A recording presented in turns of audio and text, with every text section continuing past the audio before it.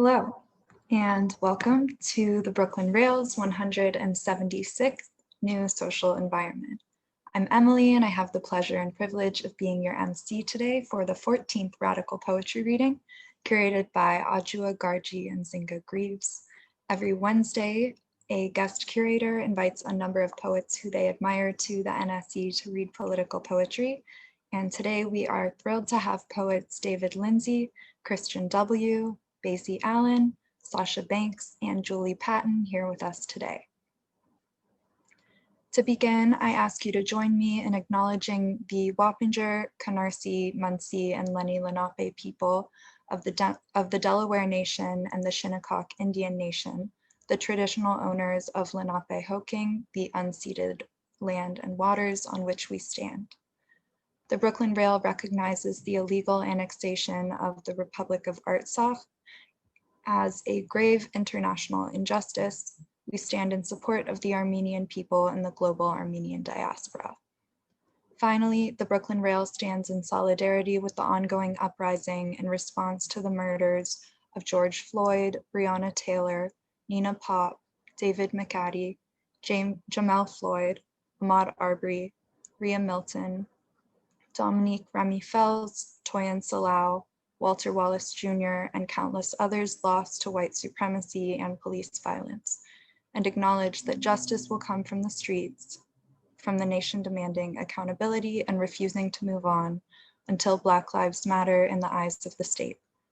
Before I introduce our curator, we'd like to begin with a brief moment of silence.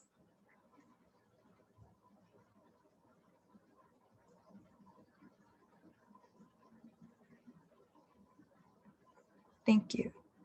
And now to introduce today's curator. Adjua Gargi Nzinga Greaves writes ethnobotanical literary criticism and collages detritus into heraldic devices. Greaves has most recently been published in the Brooklyn Rail, Letters to the Future, Black Women Radical Writing from Corée Press. Her chapbook, Close Reading as Forestry, is published by Belladonna, and a publication with Ugly Duckling Press is forthcoming in 2020. Formerly a Monday night reading series curator at the Poetry Project, site director for Wendy's Subway, and an artist in residence at Rauschenberg Residency, she is currently based in New York City, where she is the young mother of the Floral Review. Adjua, take it away. Hi, I'm so glad to be here. I love this series so much. It's been, in every iteration, been so important to me throughout this strange year, and has just repeatedly reminded me of who I am and what I'm doing and why. And I'm so glad for the opportunity to get to bring 5 people who I really admire through in this political space. The performers that I've had the honor of bringing together are creative thinkers and radical producers who change the rhythm of my thinking, my feeling, and my making upon each engagement. If our politics are the position we take and the ardor we bring to our perception of these stakes, surely these 5 beings have shaped mine with vigor and with gentleness. Please welcome Christian W.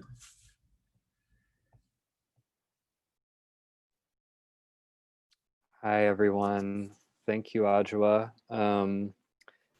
Thank you to the Brooklyn Rail. I'm really happy to be here and honored to read with my peers, my new friends, and also thank you, Emily, for organizational work. I'm going to read a new poem, some old poems, and some covers.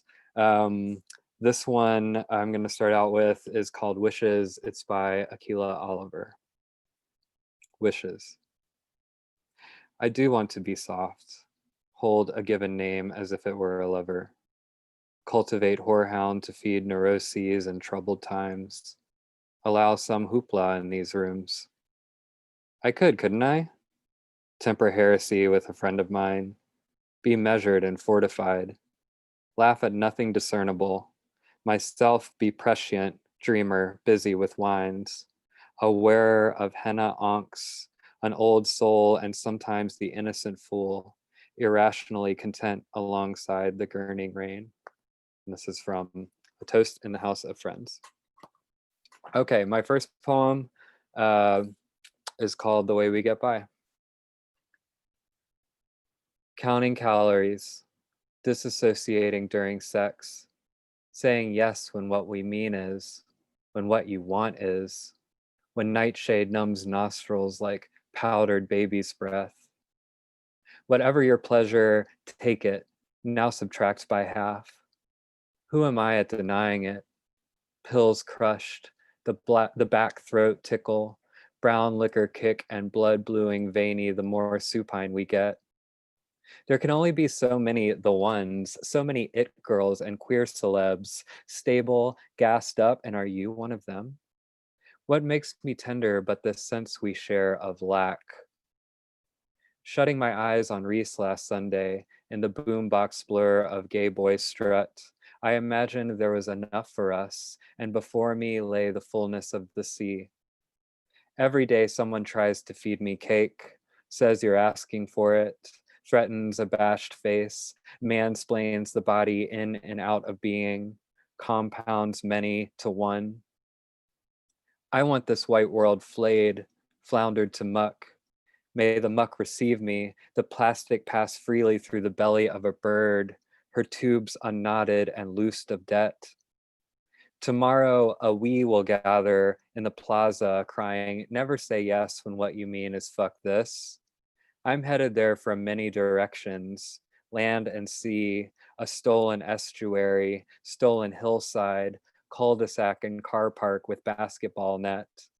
Violence holds it all in place, keeps me keeping and us kept, a state of insurmountable owing.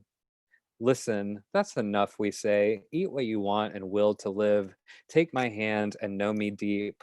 We climax and splatter as night unsettles, moss dank about our ankles like scarlet lips gliding north along a rung of clavicle. Spirits undead, ancestral in moonlight, spooling curves like drenched dogs dilating in heat. If we get real good at loving ourselves, do we get really good at loving each other? I mean, damn differences and exalt them too, top to bottom, cop free and free your mind, baby. Does it work this way? Apoplectic morning pouring musk in our gourds, the two of us, now 3, 4, 50, 100 loaves and fishes, red-veiled yoke queens rung kink deep for joy, punk-ass chains hickeyed round our necks like a fellowship of roses. When I say you, of course I mean me, mean not you. We halfway to it girls, gathering abundance even while mistaking 7 seas for salt. Knowing pain, we want no pain, to build up by any means, the fire-wicked bottle breaking through glass, a trowel-poked glory hole tilled in mud, the how of our love, caloric, igniting, what I always mean to say when wavering.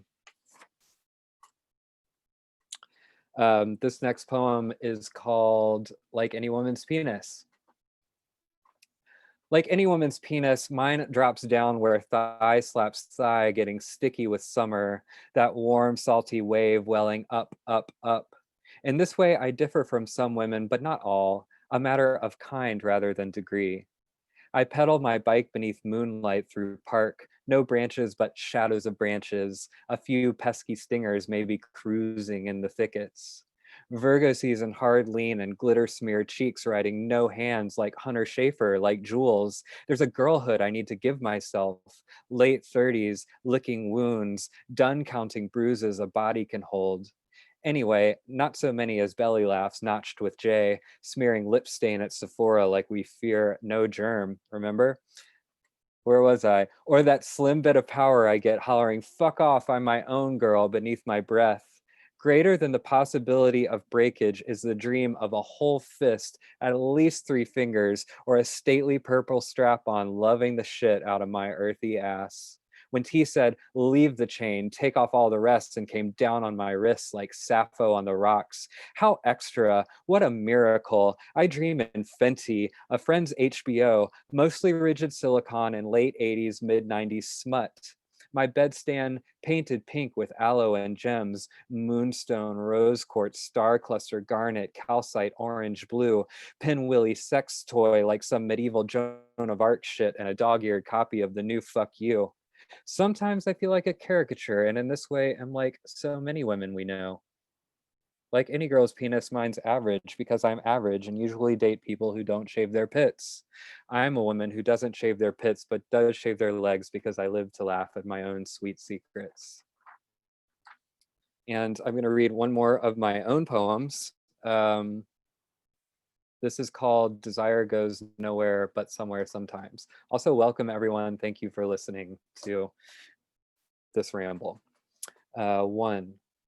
The light is softening. We can laugh now if we want, snug in autumn wool, docks laced in tacky tights, drink bubble tea on 2nd Avenue. Everything I remember, turmeric and banal, that time we went to. Desire goes nowhere but somewhere sometimes. I'm Rooney Mara in Carol, pleated plaid and beret. You can be whoever you want. There's no better way to live. We roam under scaffolds, lack scaffolds and you're not in New York. The stonework crumble, fresh glass and steel. Difference undoes us, albatross and wash away. I come from down south and my skin is white, raised boy but no. So gay I can't even walk straight. That's B&I's little joke. Never was I ever Larry Kramer, lecturing a field full of queers. There's history and then there's our histories, silence or reckoning, and what will you choose? I'm the girl with the whiskery face, chipped nails and girl cock dangling. All confusion is mine, my cherry delight. Reek with me, baby, slip out all the air. There's no better way to live.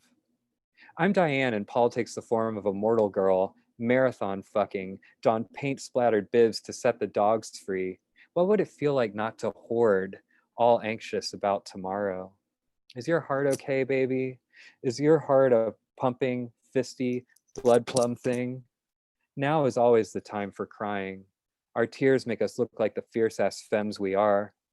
One night, it was summer, a man spit in my face. All I could do is keep walking. Keep walking is all I know how to do. It ends well, because here I am, writing you, still musing after Lou Reed. Behind every snotty boy is a Rachel, a Laurie Anderson. Behind Christian, there was always Christian, my own ride or die, my own Coney Island baby. 2. Desire goes nowhere, feels like somewhere sometimes. The city exaggerates, an armrest mid-bench to thwart sleep, ginkgo droppings, boiled nuts, oil slick cum-stained trousers unwashed. At Donut Pub, I flirt with the server girl who always flirts back. Tall, strong hands, we are of a kind. Star House was located at 213 East 2nd Street. Marcia and Sylvia fed and raged, sang out-of-key pop tunes with people like us, or people far removed from, or people like both and. Scaffolding everywhere, difference and tangles. Please, baby, braid my hair. In the soft light we laugh. All we do is walk, is talk, is hold hands, totes dreamy. We of some kind, trying not to notice the John Varvatos standing in for CBGB while the city conflates tick for tack, spreads over graves. I'm so lonely, I'm never lonely. Cruising Christopher Street Pier, aren't we always? Peach says they're the widow of summer. It's true. P is called Peach and I'm breaking my own rules. Names and poems like, who even am I, Rachel Zucker? People just dazzle, do they not? They do. I buy lipstick on the cheap at CVS and never wear it. Does this increase my chances of smooching? Sometimes in secret I frequent cubbyhole, drink seltzer like a normal girl would. Sometimes I stalk Union Square, suss sight of the factory where Valerie shot Andy nearly dead. Soft reveal, I'm a lesbian separatist deeply invested in scum. The heart, what a curious, hunterly thing. Have you ever seen the double dutchers double dutching, the dance-offs, the greetings, the drunks, the Friday night wonder of it all? One night on 2nd Avenue, some medics roll David Varnarovich away. What remains but timber, his anger, his lust, his long drive dreams and voiceover tapes. And now I'm dressed like Rooney Mara, only actually gay. That's our difference, and difference makes us. Maybe I ruin things by saying I've the crushiest crush that ever crushed on them right before they dropped me off at the airport, but all I can do is keep trudging. Every situation dissimilar, fleeting, chasing some pheromone, some garbage slut lust. Three, even three, sorry. Desire, even the light is softening. Remember the fountain where we almost kissed? The station, the cute selfies snapped waiting for the A? The time we saw moonrise from the median at Houston and 2nd? Remember? Star House was located, is gone now, is gone, and there's 2 statues of binary gays painted white in Sheridan Square. I saw Julieta and the Handmaiden at Sunshine Cinema alone, and it's gone now too. Bulldozed, making way for blank, blank, and bank. B texts me, let's meet at Happy Fun, corn dogs, soda bitters, all spilly with the tea. If nothing's erotic, no yearning, utopic, we say we don't want it. So gay, count me in. This life gets heavy, but what doesn't? All we can do is keep walking. Desire goes somewhere off kilter sometimes. Morning flares regardless. Skies azure their Lazarus swing and reset, baby, I must be dreaming. I must, us and us and us, spooning in sheets of filth, our tenderness kept secret from the world. Be whoever you want, there's no other way to live. Dirty feet, scratched up backs, sticky bellies and light sharpening as street cleaners do their thing. Everybody honking like come the fuck on and get over. Morning breath mingles like rubble and jasmine tea. I'm some ghost girl out the grave in a dream of scaffolds. I'm the runny eggs dripping from your lips, and you can be my bossy top and me your bratty femme, biting your fingers while you fuck me from behind, sounding off loud because who you think's in control? Look at us. All suburban terror, our banality and glory holes, leather beauty whipping ass with some splayed thing. Hungry, greedy, beat me into mourning like everything else. We forgot to wipe yesterday's makeup away, as if tomorrow were guaranteed and we, waking, already had a foot in. And I want to read one quick poem by June Jordan. It's called Intifada Incantation, poem number 8 for BBL. I said I loved you and I wanted genocide to stop. I said I loved you and I wanted affirmative action and reaction. I said I loved you and I wanted music out the windows. I said I loved you and I wanted nobody thirst and nobody cold. I said I loved you and I wanted justice under my nose. I said I loved you and I wanted boundaries to disappear. I wanted nobody roll back the trees. I wanted nobody take away daybreak. I wanted nobody freeze all the people on their knees. I wanted you. I wanted your kiss on the skin of my soul. And now you say you love me and I stand despite the trillion treacheries of sand. You say you love me and I hold the longing of the winter in my hands. You say you love me and I commit to friction and the undertaking of the pearl. You say you love me. You say you love me and I have begun to believe maybe you do. I am tasting myself in the mouth of the sun. Thanks, everyone.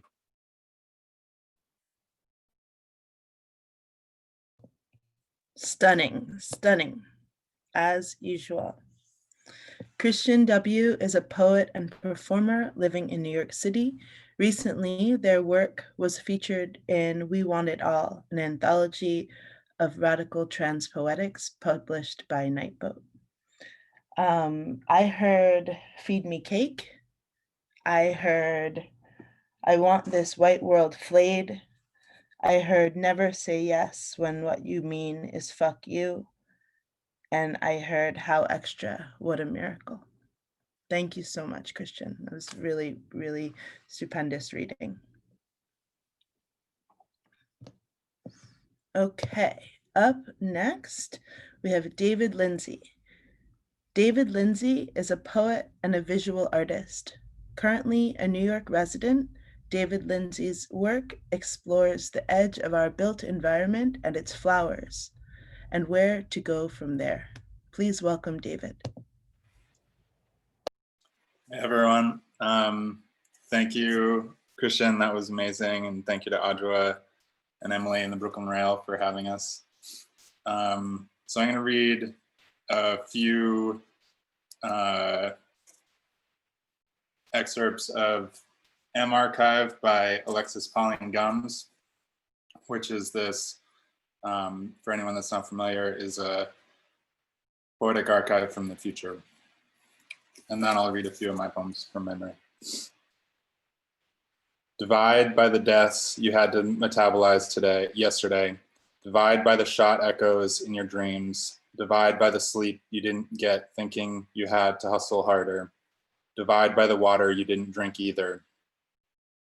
Multiply by every pore touched, every memory made skin again, every word of love and the lips that share them. Multiply by the sound of children, the sound that never stops, exponent of the will of the ancestors, which will be dreamt but not slept through. All things are not equal. Wake up.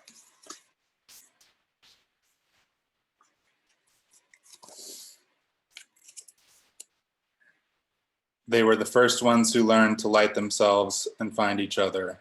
The critical Black marine biologists, scientists of the dark matter under fathoms, suggest that there may be a causal relationship between the bioluminescence in the ocean and the bones of the millions of transatlantic dead.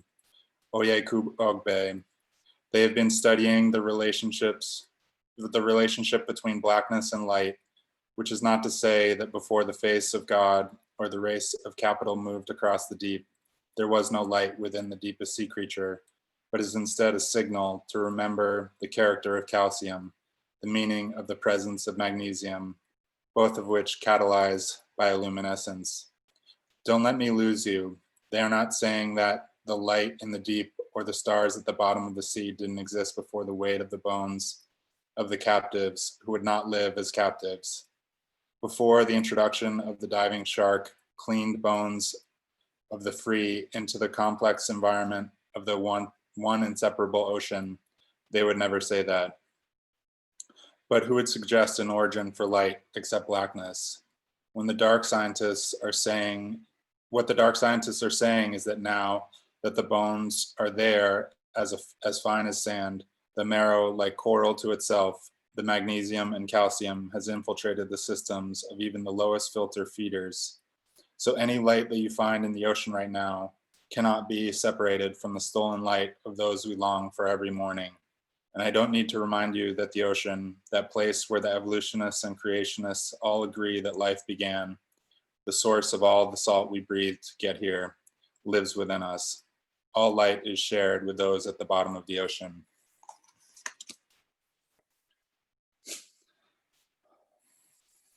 Okay, and then I'm going to do a few poems of mine from memory.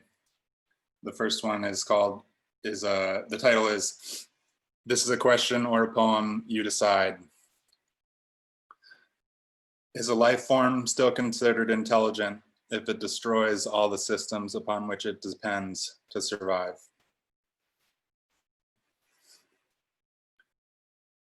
The next one is called "To Be Titled."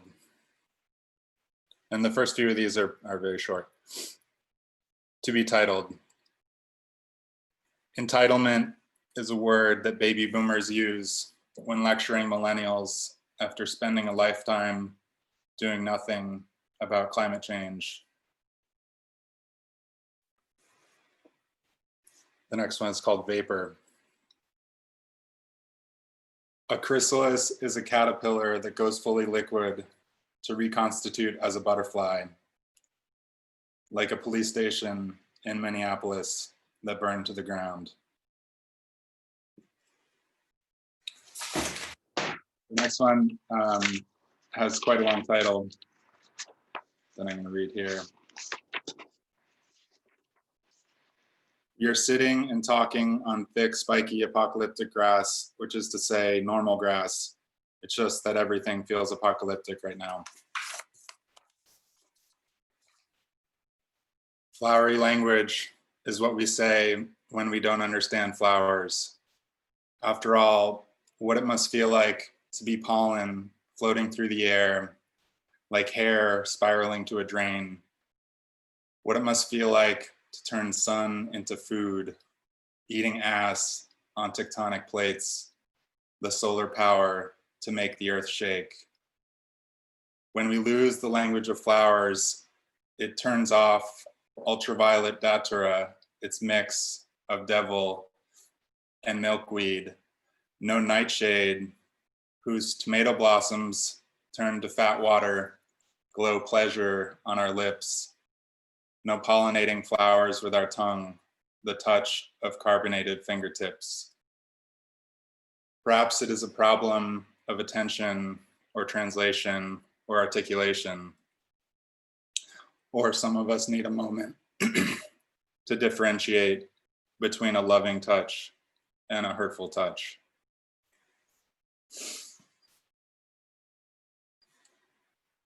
The next one is called, Have You Ever Been High? Have you ever been high enough to see the curve? The sun rises at the horizon with a green flash like a bass drum.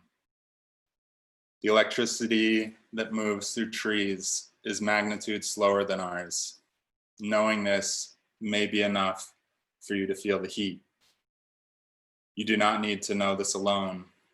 That is to say, you do not need to be alone. You are not alone.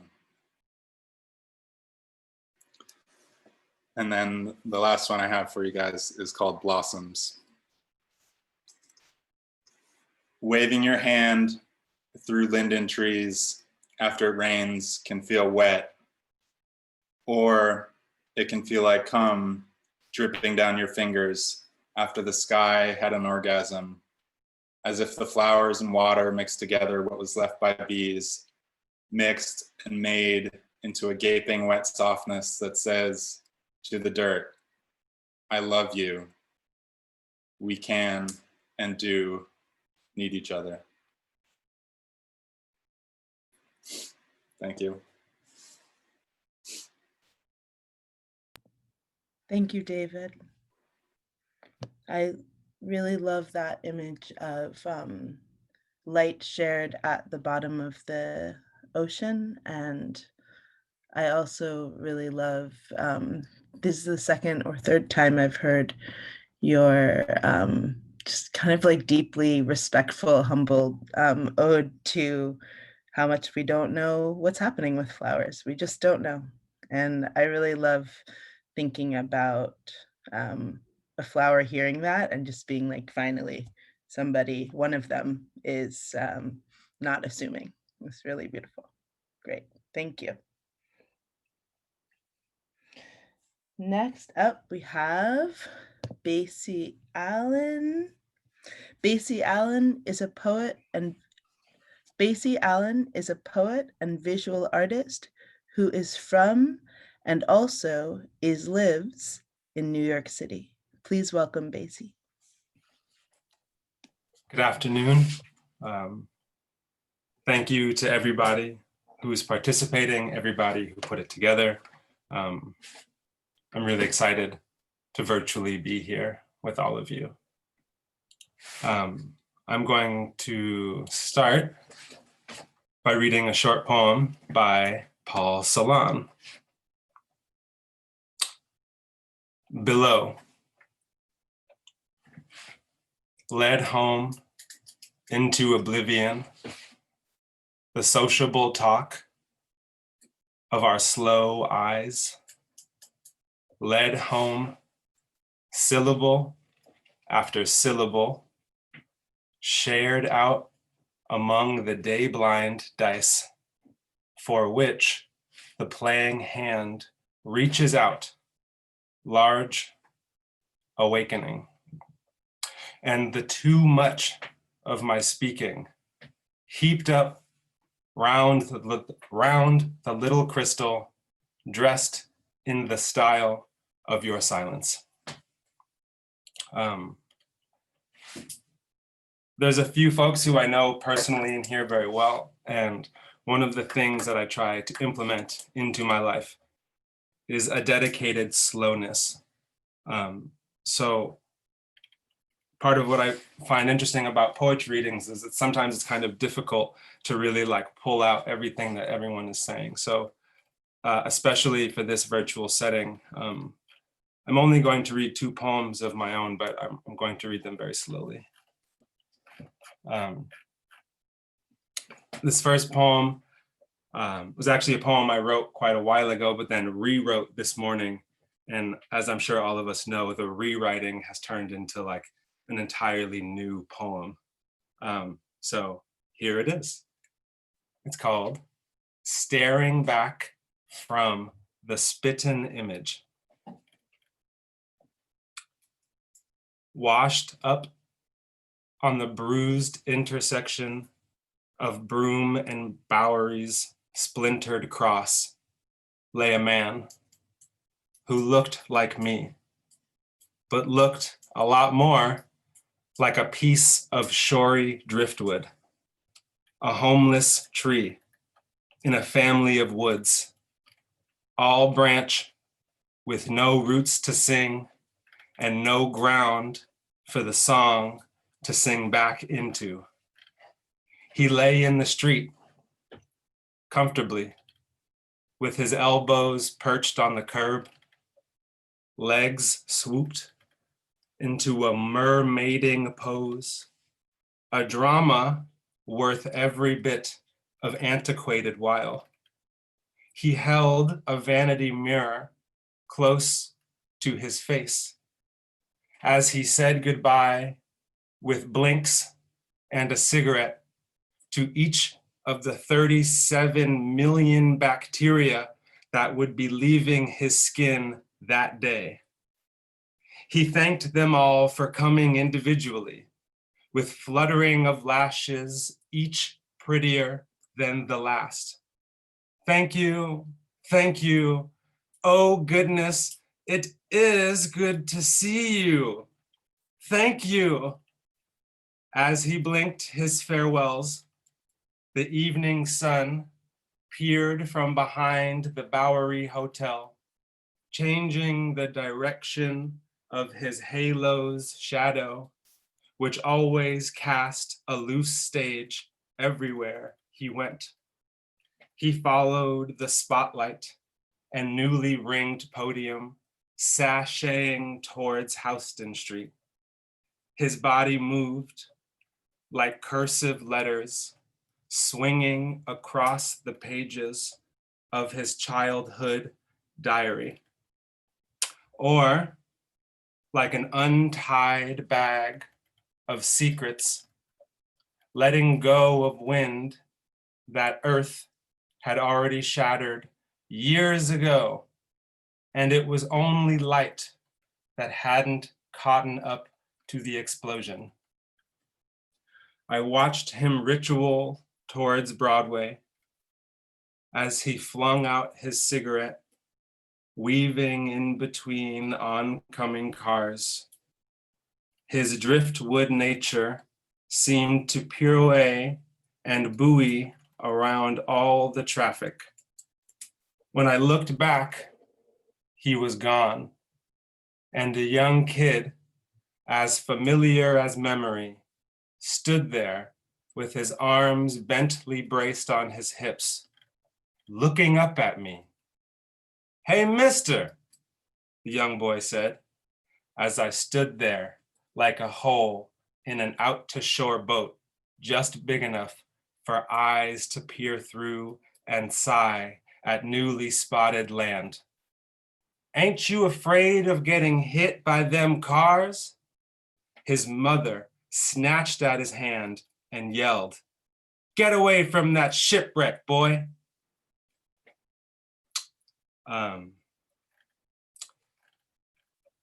This next segment, one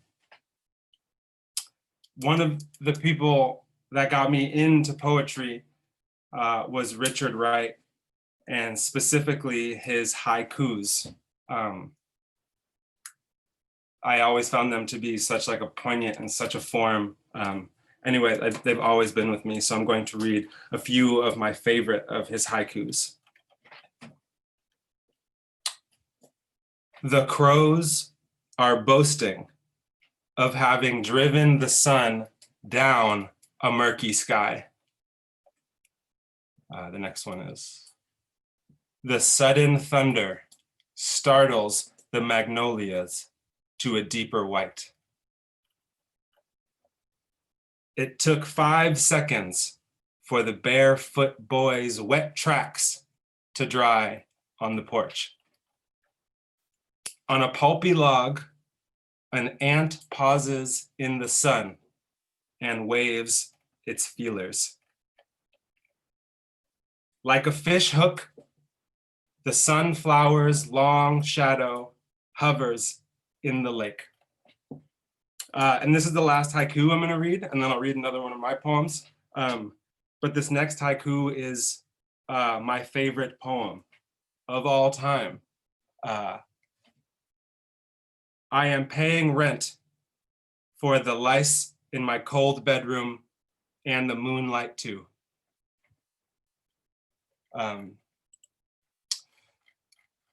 David, Lindsay, and I are actually very dear friends, and you'll notice at one point in this next poem, there is a similar refrain which comes from another part of our lives. Poem goes as such. Lined in palm smear and ghost breath, I stood potiently in a toe-willing July, with freaks who all freak in verbatim under the M train, in a K2 and kimchi stained air, bodies learn to ferment. Above Kosciuszko, a train yawned over the already shoe sound of hip hop walking on the backbeat of New York. I saw a man take off his hi-hat and cymbal when a deep sway with braids, so beautiful, car washed down the street. The braids saw me standing there and whispered a humid, "Hi," with a sun oil voice undressing out of a poured bottle. I tried to walk, but I fell face first into the braids, slipping off the topple side of a teeter-heavy decision, sliding back into a time where soiled hands dug at the end of pivot queens, weaving maps with fingers, harp ready and bigger than spirit. Their hands swung like young girls using DNA strands to double dutch through fields of wild hair, waving off contests of evil. This poem is for the women who I saw who during slavery braided maps into and with each other's hair, so when they would run from plantations, they always had a reference for where to find freedom and beauty. The alternate title of this poem is Psychic Cartography. I saw thumbed crossovers sing, "We can and do need each other. Once over the other over the other. Tuft, soft with praise, mosaic with promise. I saw their hands myth into future saluting limbs, saying thank you. I saw women using their clairvoyance like flashlights for the no doubt and soon already come darkness. It's the most amazing thing I've ever seen. Thank you.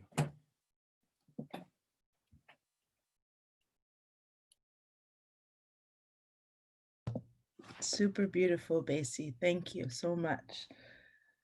I love that the section with the yawning trains and the deep sway that car washes. I just, I love being here, and I love being here alongside people who are looking so closely at just the different levels of what's happening here. And I feel like Christian, there are ways that you're engaging your environment at this kind of like intellectual, erotic level, both of you, that just really makes it come alive, and also just really shows a deep respect and adoration for it. It makes me very happy to hear. Thank you. Also love that surprise shipwreck. I don't know how you did that. I don't know how you pulled that out. That was beautiful. I can't wait to look at that poem. Okay, next we have Sasha Banks. Sasha Banks is a poet and educator whose work has appeared in Vanity Fair, PBS NewsHour, Poor Claudia, The Fanzine, Obsidian, and other publications. Sasha is a 2019 Rhode Island Writers Colony Fellow. She's the author of America Mine and received her MFA at Pratt Institute. Please welcome Sasha Banks. Thank you, Adjua, and thank you to Brooklyn Rail for having me and having all of us. I really appreciate it. I'm very excited to read poems for y'all in the middle of the day. The first poem that I'm going to be reading for you is a poem called Blood by Naomi Shihab Nye. A true Arab knows how to catch a fly in his hands, my father would say, and he'd prove it, cupping the buzzer instantly while the host with the swatter stared. In the spring, our palms peeled like snakes. True Arabs believed watermelon could heal 50 ways. I changed these to fit the occasion. Years before, a girl knocked, wanted to see the Arab. I said we didn't have one. After that, my father told me who he was. Shihab, shooting star, a good name borrowed from the sky.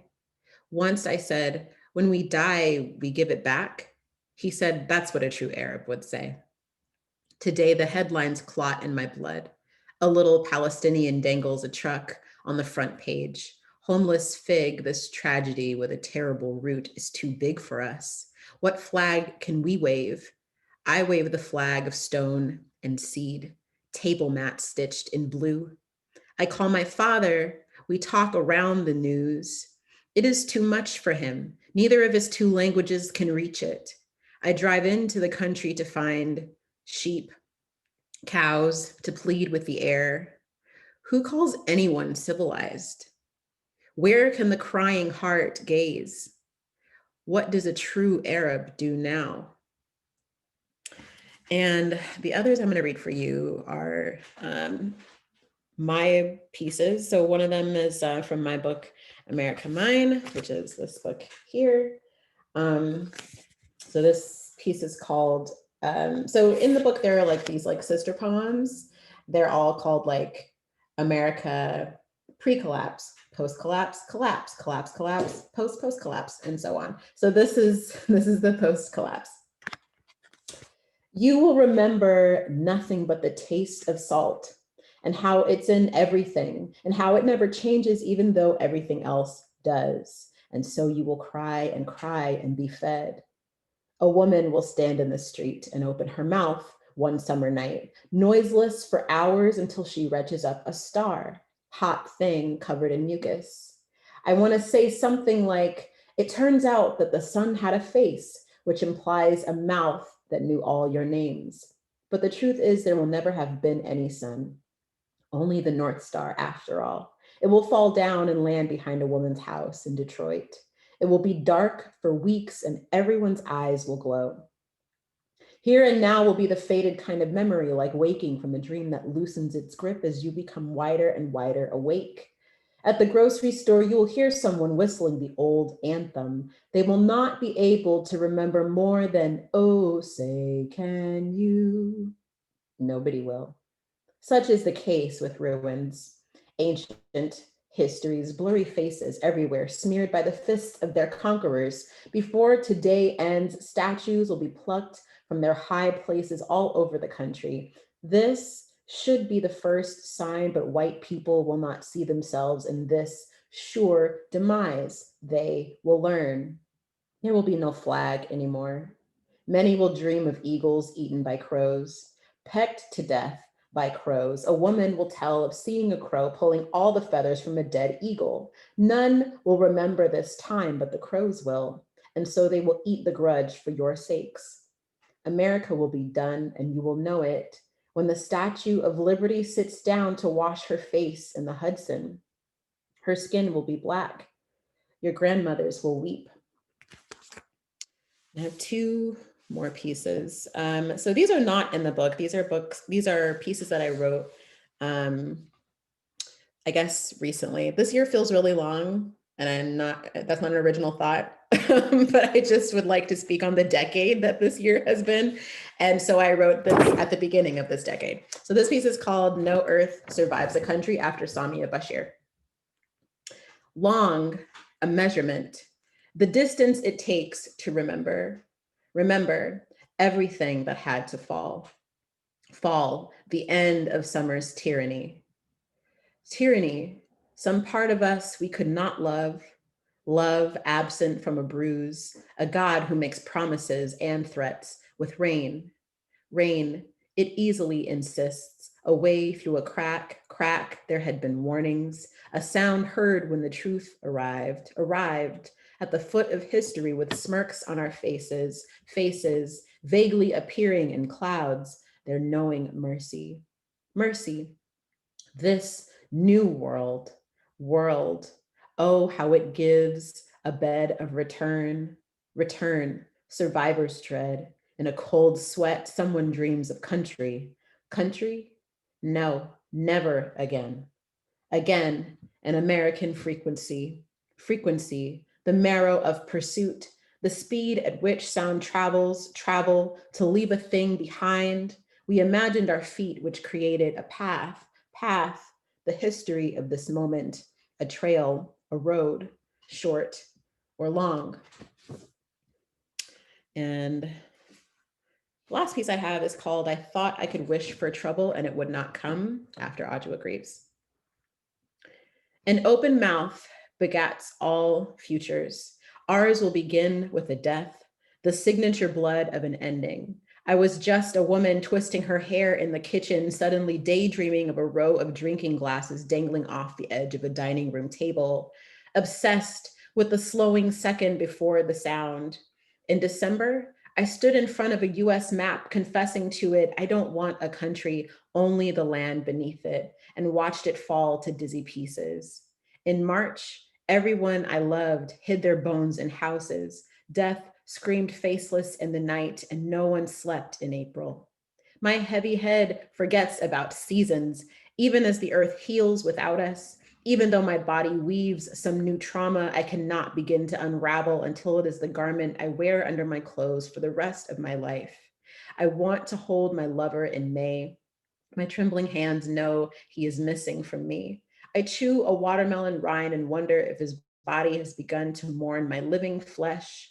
I have craved endings in my sleep while resting on the supposition of children, a well body, some vindicated heart unscathed in the midst of a chaos I have called to me like a vulture to my steady arm. I am not God, and I am no patriot, just seething and exhausted. And that is all it takes to wish for trouble. The trouble is we are all reaping. Thank you.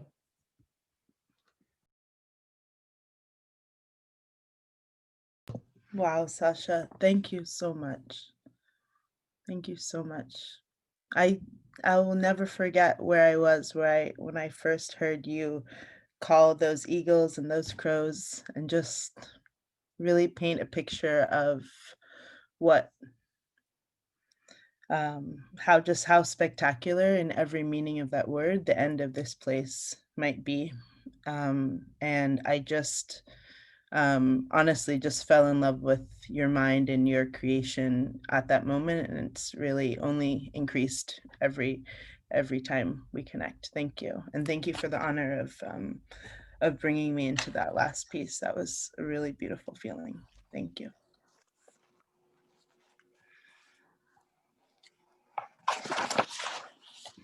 Okay. Next up, we have Julie Patton. Julie? Hello.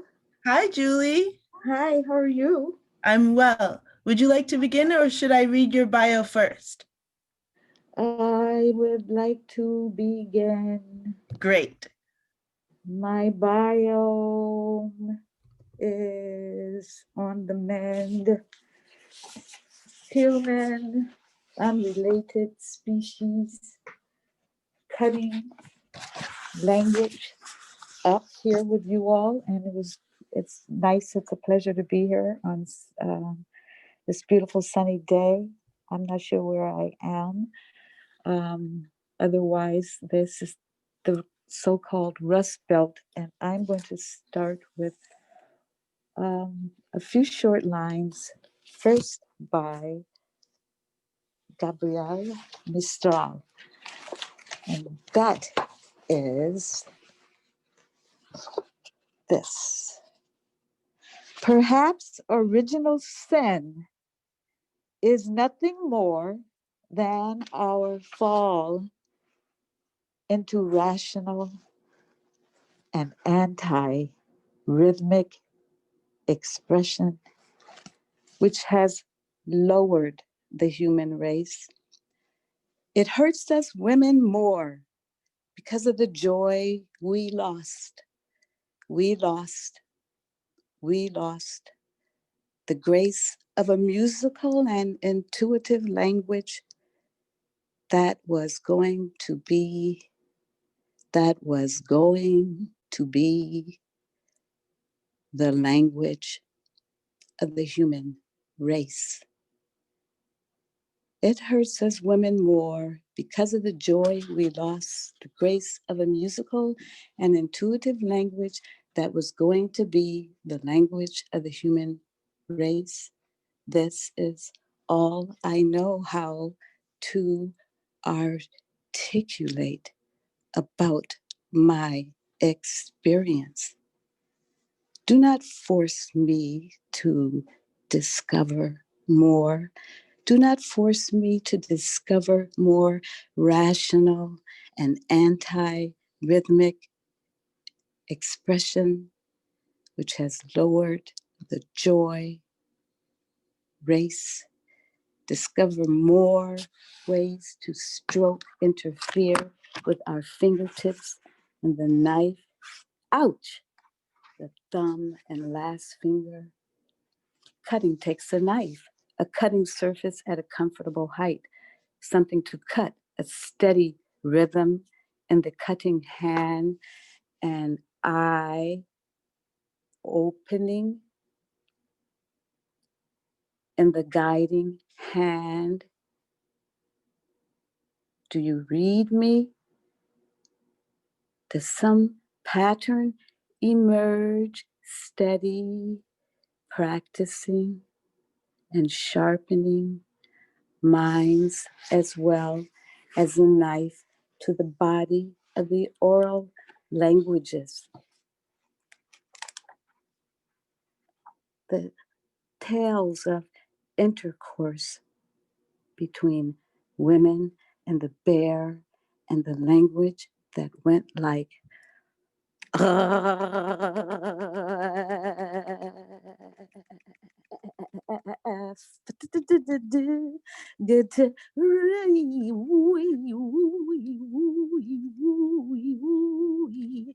where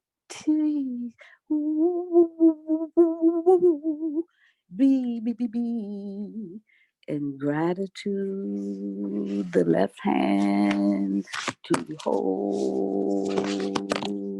Every joint is tearing,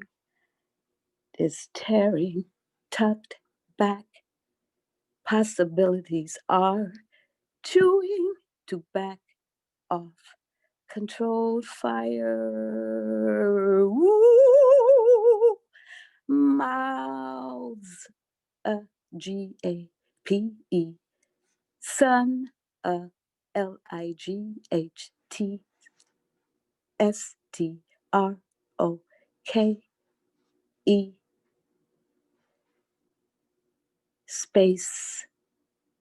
Space. paved over and over. Why build when you can fix everything and stay where you are? Stay where you are. Stay where we are. Where we are, tearing hard. Where drowsing, moving away from one blade after another to turn black at a reasonable rate, 5 degrees or less, honing the first notes of the mouth from every world enveloped where the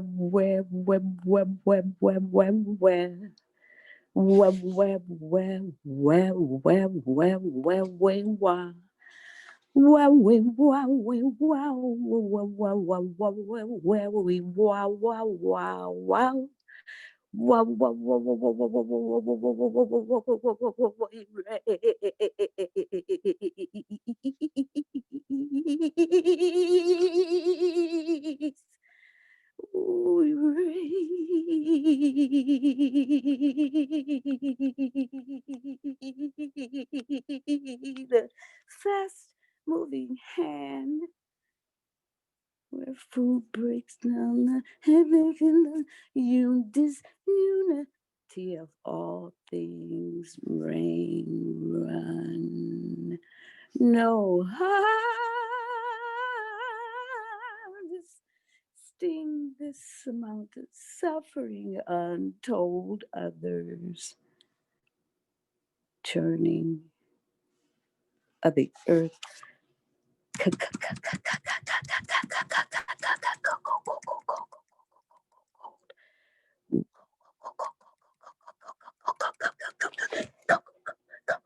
Code. We are in the Zoom with each other, imaginary bonnets with real bees in them. Paula Meehan, Gabriel Mistral, a reader dedicated to pumpkin, carrot, cabbage, potato, radish, beans, the browns of life. Tasachara, cookbook, cutting with a knife, the unity of all beings. Crying onion tears on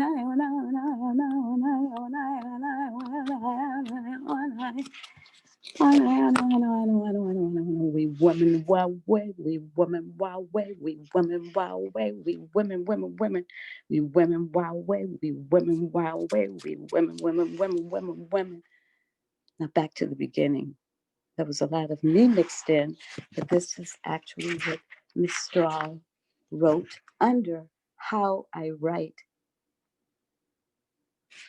And that is, we women do not write only like Buffon, who for the critical moment would adorn herself with a lace sleeve jacket and sit so very solemnly at her mahogany desk.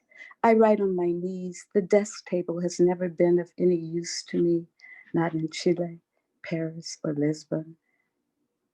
I write during the morning or night. The afternoon has never given me any inspiration. I do not understand the reason for its sterility or its lack of desire for me. I believe that I have never written a verse in a closed room or in a room facing a drab wall of a house. I always seize a piece of sky, that which Chile gave to me with all blueness. Europe gives to me scribbled with clouds. My mood improves if I positively direct my old eyes and gaze at a mass of trees. And the section that I read at the very beginning, perhaps original sin is nothing more than our fall into the rational and anti-rhythmic expression.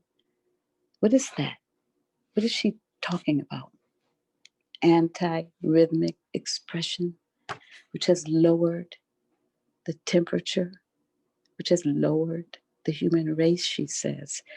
And then she says it hurts us women, whoever identifies with that woo, woo, woo, woo, woo, woo, woo, woo, woo, men. Woo, woo, whoa, whoa, whoa, woo, woo, woo, woo, woo, woo, woo, men. She says, it hurts us women more because of the joy we lost, the grace of a musical and intuitive language that was going to be the language of the human race. This is all I know how to articulate about my experience. Do not force me to discover more. Thank you. Thank you so much for having me, Adjua. It's been a long time, and it's great being introduced to new voices that I will now familiarize myself with even more. And have a great day. And thanks, Emily from Brooklyn Rail. Thank you, Julie. Wow. Wow, wow, wow. I definitely don't have the words to express my gratitude for the breadth of what you just brought to us. And I can only say that I felt you remaking Zoom performance at every moment, at every single moment. It was done and undone. So thank you so much. It's such a pleasure to connect with you whenever I can. Oh, likewise. Thanks again. Oh, beautiful. Julie Patton is a New York City-based poet and visual artist. She is also the founder of an eco-arts housing and land conservation project based near Detroit. Julie is the author of Using Blue to Get Black, Notes for Some Nominally Awake, and A Garden Per Verse, or What Else Do You Expect from Dirt? Julie's work has appeared in Eco Language Reader, Critiphoria, and Nocturnes. Her performance work emphasizes improvisation, collaboration, and otherworldly choreographs. Julie is a recipient of an Acadia Arts Foundation grant and a New York Foundation Arts Poetry Fellowship. Julie has taught at the Cooper Union for the Advancement of Science and Art, Naropa, Teachers and Writers Collaborative, and Schule für Dichtung in Vienna, Austria. Thank you, everybody, for your attention and your for your attention and your excitement in the chat today. I always leave this series, especially recently these poetry series, just with a reaffirmation of how good my life is, and that's so true today as well. Thank you, everyone. Thank you, Brooklyn Rail, and thank you for my friends that joined me today, and thank you to all the people whose work we read and brought in. And thank you so much, Adjua, for bringing this incredible group together today. Thank you, Julie. Thank you, Sasha. Thank you, Basie. Thank you, David. Thank you, Christian, all for such incredible readings. I feel a little bit revived. Thank you also, everyone who came out today. Please join us tomorrow for Common Ground, a conversation between author Jason E. Smith and Rail Field Notes editor Paul Maddock. And next week, we will have another radical poetry reading curated by Tongo Eisen-Martin. Yeah, thank you all so much. You should all now have the ability to activate your mic and say goodbye as you leave. Thank you, everyone. Thank you. Thank you. Thank you. Thank you so much. Yo, what a Adjua. mind and Really heart good. cleanser. Thank you, Adjua. Thank you. Bye. Thank you, David. Thank you. Thank So you. much. Thank you so much. Sasha. Thank you. Thank you. So much. Thank you. Julie, Thank you. amazing performance. And love. Julie! Xtian, amazing. Julie. Woo! Thank you, Woo! Adjua. I feel super revived. Not Thank just little. Super duper. Yeah, me too. Good. Thank I'm you, so glad. Thank you so much, Fang. Thank you. guys. Can't wait to see you guys. Yes. Now we can go eat lunch with such pleasure. Poetry. Bravo. Bravo, Adjua. Yeah, bravo. Oh, you. thank you. Thank you. You guys. Thank you. Thank you for continuing.